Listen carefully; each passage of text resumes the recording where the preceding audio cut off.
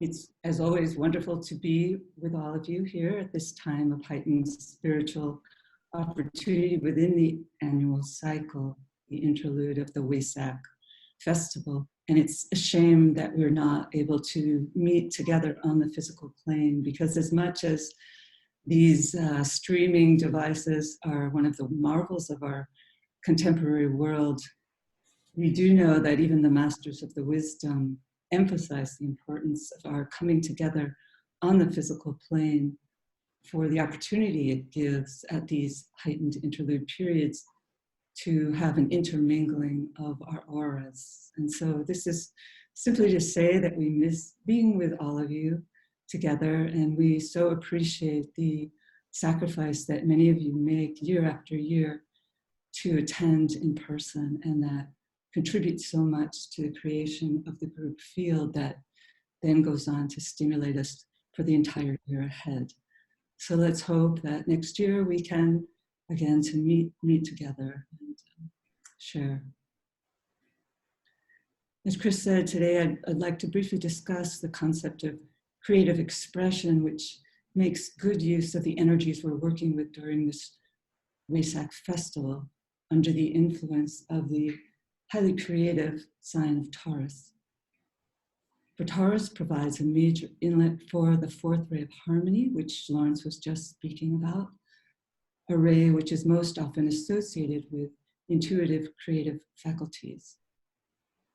And it's a very powerful influence within the group of world servers. They are said to be ruled by Taurus. And so we know that this Wesak festival period is a time when the group as a whole can take in this energy because it aligns with the nature, the higher nature of this period for the group. And it serves to develop the group's eye of vision, a vision which is characterized by the bull rushing forward with his one eye beaming light. That's us, that's the group, that's our ability to tap into that vision. We learn to use the mind as a group in a new way. Patanjali described this as the seer being pure knowledge. Though pure, he looks out upon the presented idea through the medium of the mind. In order to perceive a deeper reality and penetrate into the significance of all that's embodied in form, we have to come to understand the meaning behind the appearance and become spiritual readers. And this is the task that all of humanity, this is the great revelation that we're all striving towards. That's why this time is so revelatory. But perhaps now, as a result of the challenges of the time, we're beginning to see life and its events more clearly. Tibetan gives us a helpful mantra in this regard for use when clarity is needed in our lives. And we need it now more than ever. He told us to use this mantra as a way of dissipating these clouds and mists that always surround. As a soul, I work in light, and darkness cannot touch me. I take my stand within that light. I work, and from that point, I never move. That point, of course, is the point that Chris spoke about in her talk the other day, the standing in the center of the event arm cross of discipleship, upon the mental plane, upon the fourth subplane of the mental plane. As we take our stand there where the two arms meet, the darkness, we're told, cannot touch us. The rules for inducing soul control, from which this title of my talk comes, aid us by revealing the nature of divinity.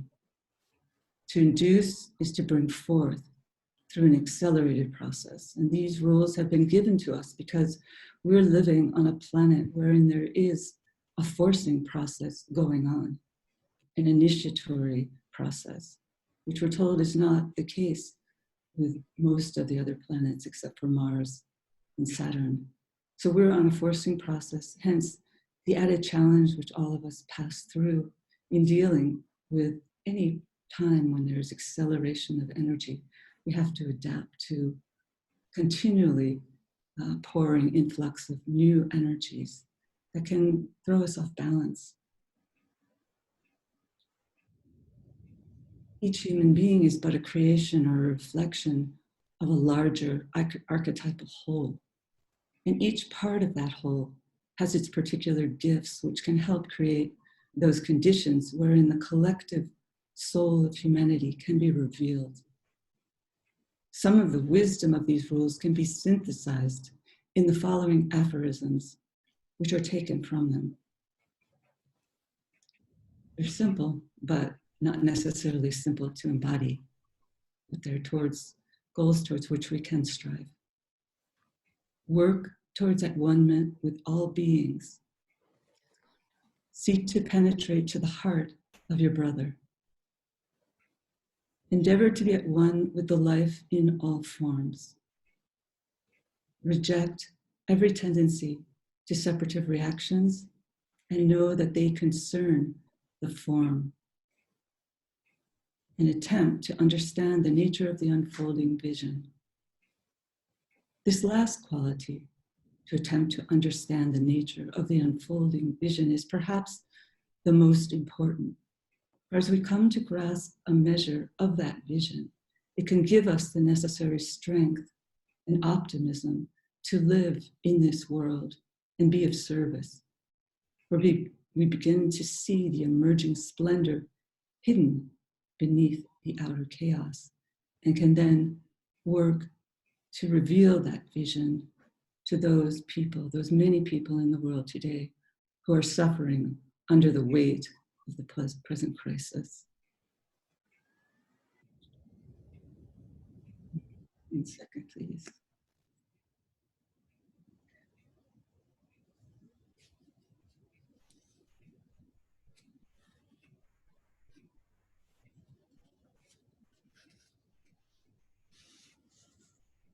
As we adjust our lives to these rules, we hasten the time when truth, beauty, and goodness will reign. And to this end, we're asked to turn all our efforts.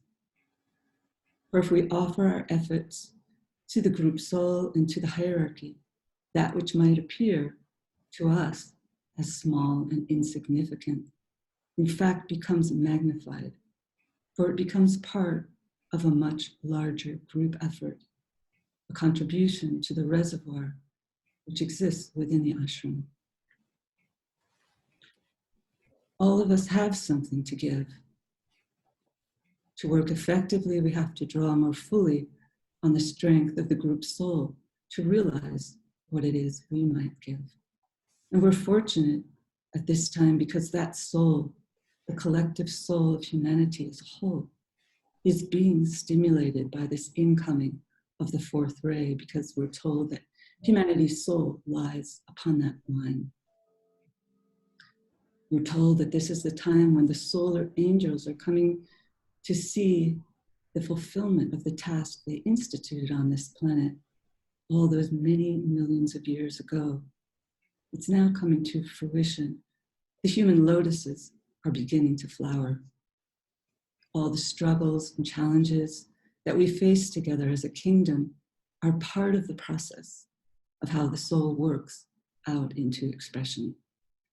Like the birth pangs of a new civilization, a new world, a new humanity, a humanity which in its potential holds the ability to align not only in a systemic fashion. We're told humanity has a systemic role to play in the unfolding plan, but also even in a cosmic sense. There's something very special working out within the human kingdom, which has not yet been revealed to us.